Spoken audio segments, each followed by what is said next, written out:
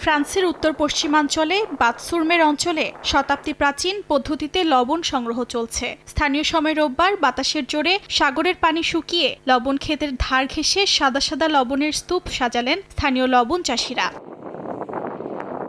চাষিরা জানান, খোলা পুকুরে জমে ওঠা লবণ কণাগুলো গরমে শুকালেও আসল প্রক্রিয়ায় সবচেয়ে গুরুত্বপূর্ণ দায়িত্ব পালন করে বাতাস। কারণ বাতাসে লবণের পানি দ্রুত শুকিয়ে যায়, ফলে পুকুরের লবণাক্ততা অনায়াসে বেড়ে যায়। বাতাস আর সাগরের পানি এই দুই মিলে গড়ে ওঠে ফ্রান্সের বিখ্যাত ফ্লাওয়ার অফ সল্ট।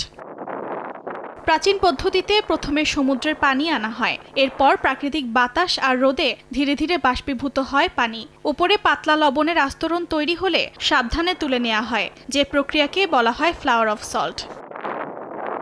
অর্জিতা শেহজিন, সময় সংবাদ।